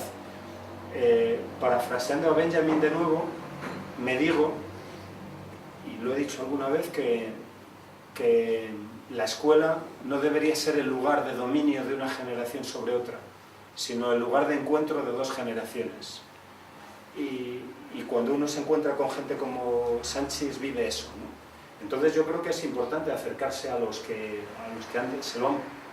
se han hecho preguntas, a los que se han planteado cosas. El trabajo del dramaturgo requiere soledad, y la soledad es un milagro, ¿no? Porque todo conspira para que no la tengamos, ¿no? Pero es fundamental encerrarse y volverse locos y luego compartir la locura con los demás. Pero también es fundamental encontrarse con otros, ¿no? Porque el teatro es desde su... Cuando uno escribe teatro, de algún modo está prefigurando un hecho social. O sea, cuando uno empieza a escribir teatro, ya de algún modo está anticipando que eso será una ocasión de reunión, ¿no? Y en este sentido creo que es fundamental reunirse con los otros en torno... Y a mí me es fundamental cuando escribo compartir mis textos con gente como Fernando, ahora como algunos de vosotros, ¿no? Y recibir lo que Pinter recibió de Beckett, ¿no? Oye, esto no funciona, son los otros los que te hacen consciente de tus ocasiones y de tus límites. Y luego, por lo demás, yo recomiendo este tipo de cuadernitos, ¿no? Es una A7, ¿no? Ahora no tengo una pizarra, pero un día os puedo... bueno, si buscáis en Wikipedia, podéis encontrar por qué esto tiene estas dimensiones. O sea, por supuesto que hay un alemán detrás de esto, ¿no? O sea, el tamaño de estas libretitas, o sea, ¿por qué hay una 7? Porque hay una 6, hay una 5, tal. Y este tamaño se obtiene muy fácilmente a través de un par de ecuaciones, porque de lo que se trata es de maximizar el uso del papel. O sea, quiero decir que si tú hicieses cuadrados, ¿no? Pues habría material desperdiciado, ¿no? Entonces, con esto tú puedes hacer unos pliegues que tienen esta misma proporción, ¿no? Y entonces pues puedes coger una 1, una 2, etcétera, y tal. Yo defiendo la 7 porque es ideal para el tamaño de... ¿no? Y además antes yo tenía otros que tenían alambrito, ¿no? Tenían alambre y me machacaban el pantalón. ¿No? Y estos son ideales para tomar pequeñas notas que uno va encontrando. Y yo aquí anoto una frase de alguien, una frase que escucho en el metro, una idea que alguien me da, y todo comienza aquí, en este cuadernito, y un día, de pronto, hay una anotación que se impone porque despierta a ti un enorme deseo de teatro. Y deseo de teatro significa, sobre todo, deseo de compartir eso, ¿no? Y bueno, no te he dicho gran cosa, pero esto es lo que me atrevo a decir. La libretita de Chevo. Sí, posiblemente. La pregunta es hacia... Sí, Luis. Yo quería hacer una pregunta. Bueno, yo conozco algunas obras tuyas, algunas las he visto desde la butaca, pero hay dos que he leído con detenimiento pensando en que podría dirigirlo. Una de ellas es Cartas de amor a Stalin y la otra es El Crítico. Debo decirte que El Crítico me entusiasmó más que Cartas de amor a Stalin. Encontré un texto muy polisémico y a través de la lectura y del estudio me disparaba a montones de cosas, desde la génesis del hecho creativo hasta la confrontación entre el éxito, el fracaso, la envidia, el hacer, el decir. Es una obra, de acuerdo a todo lo que te he oído decir, que me parece que escapa un poco al análisis que has hecho del teatro. No que escapa a lo que has dicho, quizá es una exageración, pero es un tipo de texto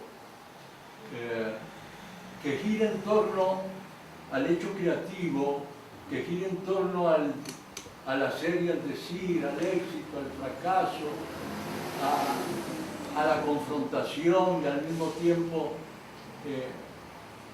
a la unión de dos personas. Me gustó mucho la idea de que el crítico no es tratado como una persona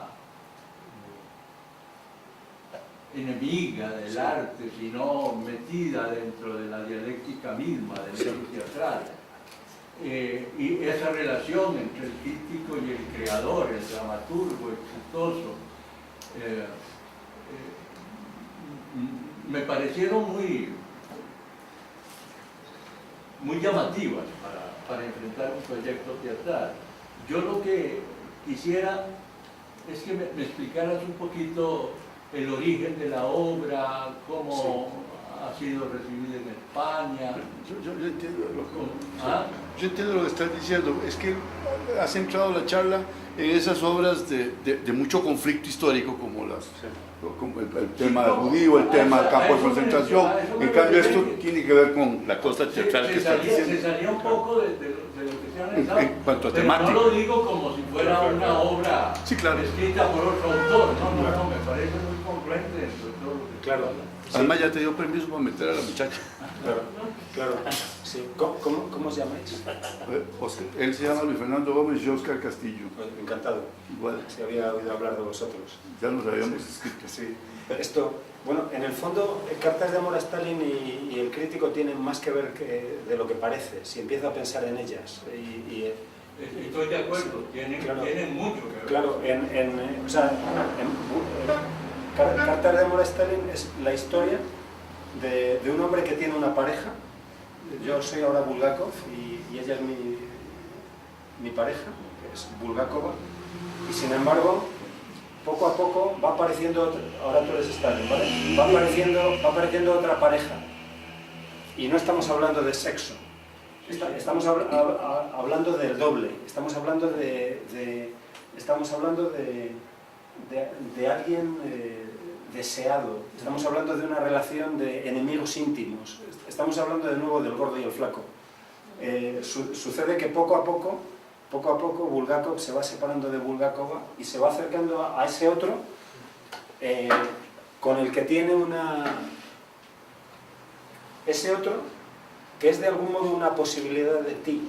Yo a veces me digo que no hay conflicto más fuerte que aquel que podamos tener con quien seríamos si hubiéramos hecho lo que no hicimos o si hubiéramos dejado de hacer lo que hicimos, ¿no? O sea, y ese encuentro tiene solo lugar una vez en la vida.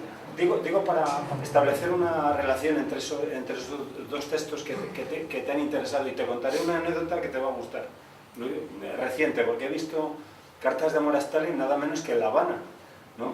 Y por cierto, ha sido muy bien recibida incluso por el Granma, cosa que me parece... O sea, el Granma acaba de publicar una crítica elogiosa de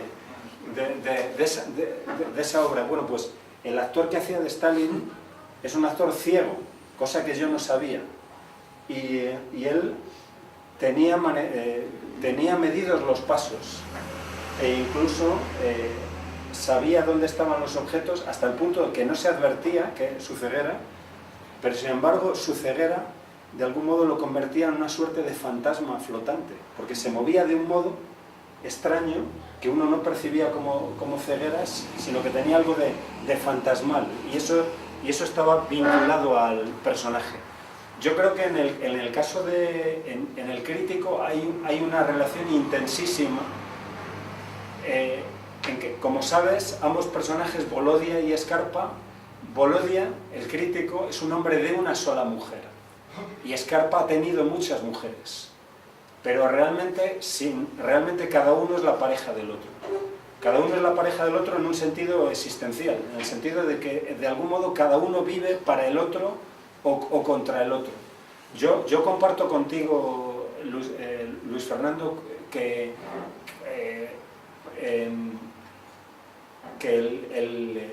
el crítico no... Claro que el crítico es un antagonista, pero en el sentido mejor el sentido, es un antagonista, pero que está ahí dentro. Yo necesito la crítica porque me siento insuficiente. porque necesito que otro...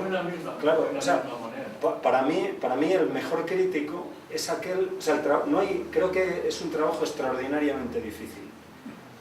Para mí el crítico ha de tener, de algún modo, estar en el cruce de dos ejes. Por un lado ha de tener un extraordinario conocimiento de su propio tiempo, de las tensiones de su tiempo, de las pulsiones de su tiempo, de las contradicciones, de lo que fluye en su tiempo, y ha de tener un extraordinario conocimiento, si se quiere, vertical de su propio arte, del arte sobre el que escribe, de forma que eso le capacite para señalar qué es lo realmente nuevo, qué es lo redundante, qué es lo singular.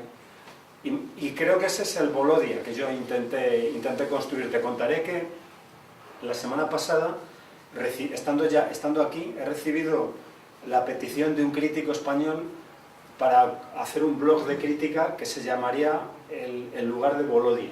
Y a mí me ha pedido permiso para hacerlo y me ha resultado muy... Pues le he dado permiso desde luego y le he dicho que es un honor para mí. Cuando se produce un duelo como el de... O sea, para explicaros a los que no conozcáis esa obra, Volodya es un hombre que está a punto de escribir algo, no sabemos qué. Y entonces alguien llama a su puerta. ¿Quién? Dice Volodya, y le contestan, Scarpa. Él cree que es una broma, ¿no? Y el otro insiste, soy Scarpa. Y Volodya abre la puerta a Scarpa. Scarpa es el autor de la obra que Volodya acaba de ver. Y lo que quiere, lo que va a reclamar Scarpa a Volodya es la crítica. Y Scarpa le dice, mañana la encontrará usted en el periódico. Y dice Volodya, no quiero la crítica, quiero ver cómo la escribe. Y Volodya le dice, usted no me dejó, yo no vi cómo usted escribía la obra, ¿por qué voy a dejar que usted...? Dice, bueno, usted no me pidió que... Pero yo le estoy pidiendo ahora. Y entonces Volodya hace una crítica que Scarpa rechaza o que Scarpa se toma como un golpe, y entonces Volodya rompe la crítica. Volodya tiene un ritual, ¿no? Y es que él escribe a mano su crítica a solas, y a las 12 de la noche le llaman del periódico y él dicta la crítica, ¿no? Y entonces Volodya le dice a Scarpa, bueno, escriba usted la crítica de su propio espectáculo, yo la voy a firmar y eso es lo que se va a publicar.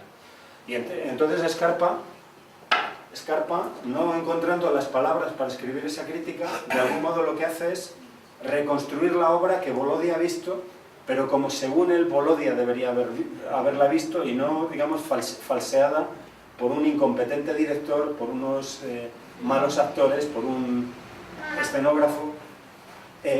Claro, y yo creo que se trata de ese tipo de duelos que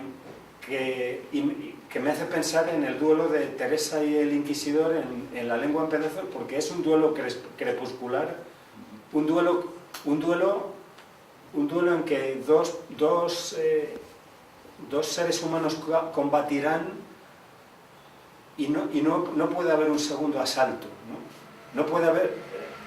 Volodya y Scarpa nunca se habían encontrado, ¿no? Como no se han encontrado antes Teresa y el Inquisidor. Y uno y otro saben que no quedarán indemnes de ese combate y que no habrá otra segunda oportunidad. Te diré que ahora se está preparando un montaje en Corea, en Seúl, de esta obra, ¿no? Y la verdad es que no me atrevo a decir mucho más porque tengo la impresión de que tú conoces mejor la obra que yo, ¿sabes? Y si la pones en escena intentaré venir a verla. Y espero que aunque ya conocen la obra, los que estén aquí vayan a verla. Ojalá. Sí, mi pregunta última sería sobre el futuro, porque hay una obra precisamente de Bulgakov que se llama Los días de los Turgenev, que habla de... Hay una escena que siempre nos repetían y la trabajábamos.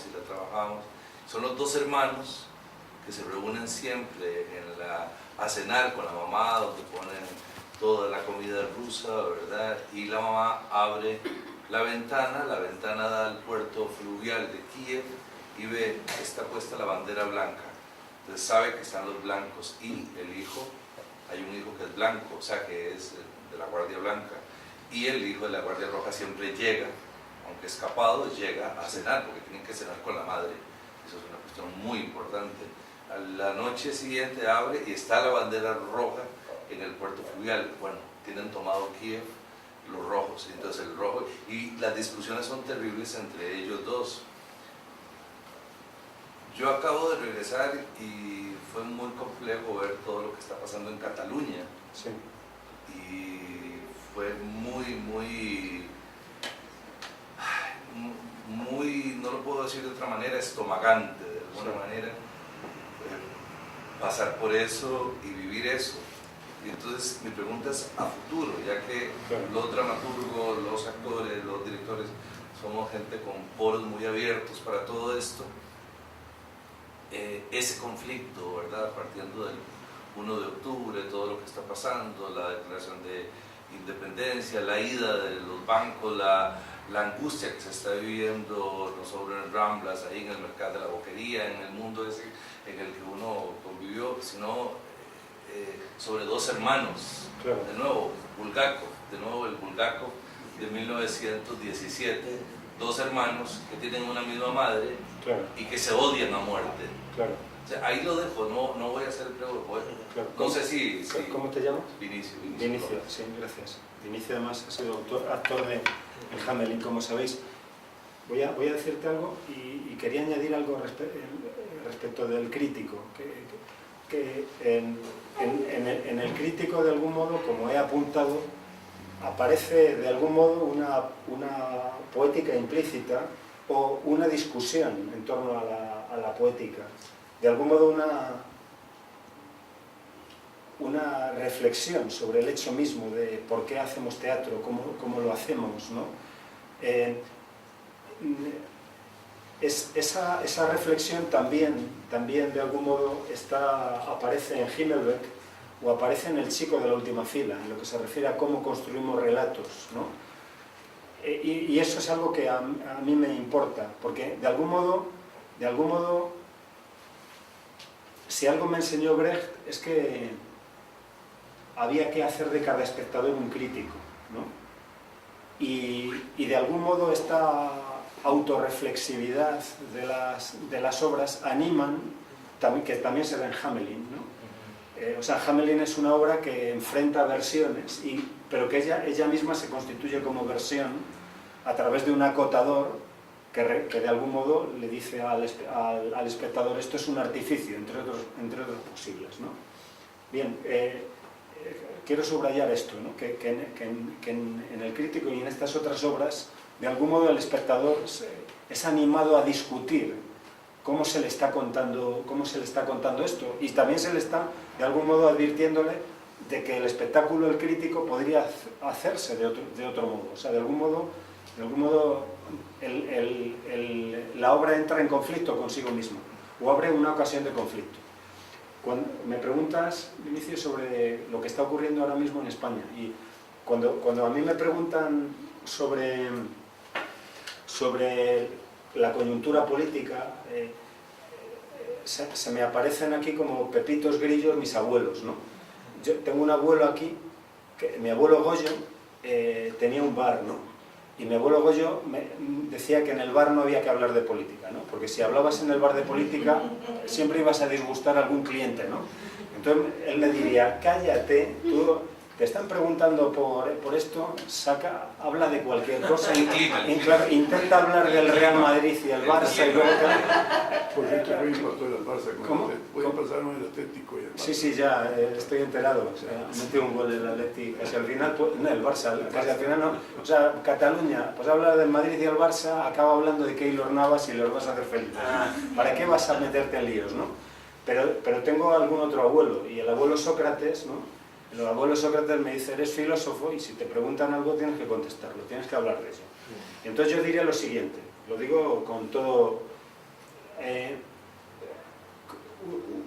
estos días he recordado aquello que dice Stefan Zweig en El mundo de ayer, ¿no? Y animaros a leer o a releer El mundo de ayer me parece que ya justifica este encuentro, ¿no? Dice en El mundo de ayer, él habla en El mundo de ayer, que dice todo lo que he vivido, ¿no? Dice, y he vivido la peor de las pestes, el nacionalismo. Sí, a mí me interesa una Europa, en la que de algún modo precisamente el principio nacionalista como construcción de una comunidad política ha quedado desdibujado. Os recuerdo que la Unión Europea nace a partir del acuerdo sobre el carbón y el acero, que es tomado precisamente, ante todo, por los mandatarios de dos países enemigos, que habían sido enemigos, Francia y Alemania, y el acuerdo en torno al construir un mercado común en Europa del carbón y el acero era precisamente evitar que hubiese un monopolio de aquello, o sea, una supremacía que era fundamental para la industria del armamento.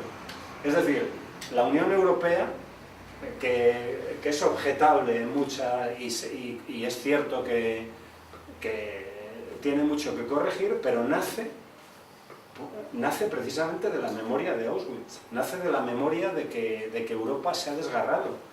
Y a mí me parece muy importante que se constituya una comunidad política en la que el principio nacional sea en lo posible rebajado. Es decir, yo creo que hay en lo posible que constituir, que ir a comunidades políticas que se constituyan sobre el pacto de ciudadanos, sobre el acuerdo sobre problemas. Y en este sentido, ahora que se habla tanto de sentimientos y que unos defienden su sentimiento a abrazar una bandera y otros a abrazar otra, yo expreso mi sentimiento de repugnancia hacia las banderas. Es decir, para mí, y espero no molestar a nadie con esto, para mí banderas y fronteras son fracasos.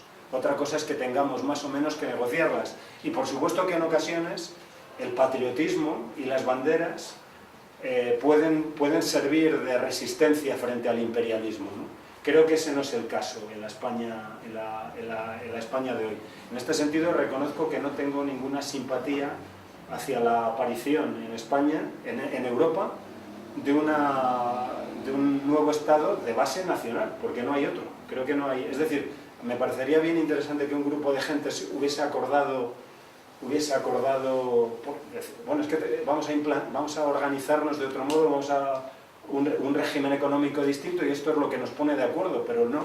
Resulta que el acuerdo se basa en la pertenencia a aquello a una comunidad que es que se corresponde a la idea de nación del siglo XIX. En este sentido, dicho esto, si hay 2 millones o más de personas que están enfrentadas al Estado español, estamos ante un problema político. Y ese problema político ha de ser tratado, y no ha de ser tratado con cachiporras y con policías, hay que intentar entender las razones del otro, de dónde viene ese desafecto, ¿no? Y hay que hacer, sí, ¿por qué no un esfuerzo de escucha y de comprensión? Y no hay que enfrentar a un nacionalismo a otro nacionalismo. Entonces, en este sentido, si a mí me ha resultado estomagante ver tanta bandera en un lado, también me ha resultado estomagante ver banderas patrias por doquier, ¿no? Es decir, defender, o sea, enfrentar una comunidad a otra, y en este sentido quiero volver solo un segundo a Benjamin y a su noción de la traducción. Creo que es importante traducirse. A algunos de vosotros os será conocido el maravilloso texto de Benjamin, La tarea del traductor, de Aufgabe des Übersetzers, ¿no? Y yo a veces intento tenerlo en cuenta no solo en el mundo de la traducción, sino en la vida misma, porque creo que en la vida nos estamos traduciendo permanentemente unos a otros. Dice Benjamin que lo más interesante en una traducción es lo intraducible, aquello que no encuentra una correspondencia inmediata en la lengua de llegada. O sea, es obvio que house, o sea, que casa es house, ¿no? Pero ¿cómo traduces al inglés? Alejamiento. ¿Cómo? Alejamiento. Alejamiento o pura vida. ¿Cómo se traduce pura vida al inglés? Puede ser un aplanamiento, una obviedad, ¿no? ¿Cómo dice mi amigo, el gran narrador Luis Landero, ¿no? que hay palabras que son catedrales, ¿no? ¿Cómo traduces una palabra que es catedral a otra lengua? Bueno, y vuelvo a Benjamin. Benjamin dice que precisamente en lo intraducible es donde el traductor encuentra su mayor desafío, pero también su mayor ocasión de entrega a la propia lengua. Porque cuando un traductor encuentra algo que no es inmediatamente traducible en la lengua de partida, ha de hacer un trabajo de exploración, de creación en la lengua de llegada para de algún modo abrir una casa, abrir una casa a la otra lengua. Y además no habría hecho este trabajo, hecho este trabajo de enriquecimiento de la propia lengua si no hubiese tenido el desafío de la lengua de partida. En este sentido, creo que hay dos formas de traducir. Una sería la traducción invasiva, ¿no? La traducción invasiva es aquella en que tu lengua se impone sobre se impone sobre la lengua de partida y tú de algún modo aplanas. En cambio, habría otra traducción que sería la hospitalaria, ¿no? Que digamos, está a la escucha del misterio de la lengua de partida e intenta, por así decirlo, abrir casa a la lengua de partida en la lengua de llegada. Yo creo que eso tiene que ver con el modo en que nos relacionamos permanentemente. O sea, podemos ser invasores del otro, ¿no? Invadir al otro con nuestros conceptos, con nuestras experiencias, con nuestras ideas, ¿no? O escuchar al otro y a ver qué tiene que decirme el otro, ¿no? ¿Qué tiene? Y hacer un esfuerzo un esfuerzo de hospitalidad. Y eso tiene que ver, por supuesto, con la política. Es decir, yo he hecho este discurso en que he comenzado citando a Stefan Zweig y digo que en principio siento una incomprensión hacia ese fenómeno, pero debo en un momento dado detenerme y decir, a ver, ¿por qué tú crees que...? Porque quizá haya razones que desconozco. En este momento, ahora mismo en España, no hay en absoluto una actitud de escucha y de hospitalidad, y lo que hay es un intento de invadir. O sea, si lees lo que se escribe en un lado o en otro, lo que se dice en un lado o en otro, hay una invasión del otro, hay una caricaturización del otro, una ridiculización del otro, y eso es lo peor que pueda darse. Y lo que ocurre en España ahora mismo, como en otros muchos lugares, es que es muy difícil que la gente que matiza, que es capaz de fijarse en detalles, que es capaz de construir relatos más complejos, tenga ninguna oportunidad, ¿no?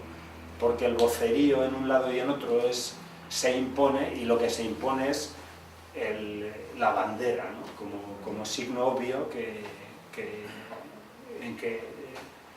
y parece que todo se va a resolver en quien pega con un banderazo más fuerte al otro, ¿no? Y en este sentido yo estoy preocupado, pero también siento que algo bueno podría salir de todo esto, una reflexión. Estoy hablando quizá con mucho descaro, porque estoy fuera de mi país, ¿no? Pero bueno, si yo quiero ganarme un disgusto en mi casa, ¿no? en Madrid y tal, que mi padre me eche una bronca y tal, yo digo, yo ahora mismo España la renunciaría. Quiero decir que para mí la cuestión ahora sería por qué no fundirse con Portugal, ¿no? Y por qué no acercarse cada vez más a los franceses. Yo tengo un sobrino etíope, una cuñada mexicana, sobrinos medio mexicanos. Les voy a pedir a esos unos gestos de pertenencia.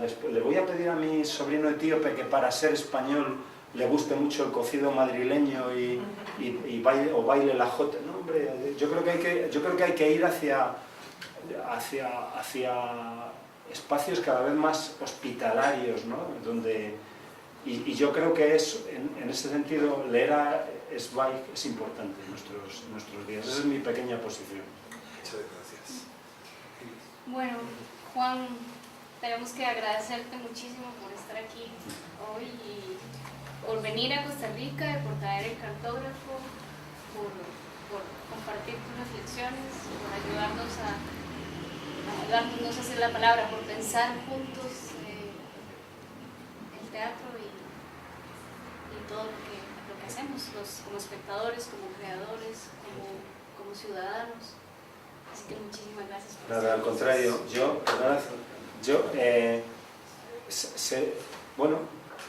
cada vez es más, la sociedad misma está en peligro, en tanto que sociedad. Parece que cada vez hay menos ocasiones para estar con otros, para reunirse. Bueno, nosotros durante un rato hemos hecho sociedad, ¿no? Nos hemos constituido de algún modo una comunidad utópica, ¿no? de conversación, de crítica y de utopía, y lo hemos hecho en un espacio de resistencia como es una librería, ¿no? Y entonces a mí cuando tome el avión el lunes, por muchas razones me va a dar pena por no veros, por no seguir viéndoos y tal, pero también por no venir a esta bonita librería que es un espacio precioso. Muchas gracias a ti, Viviana.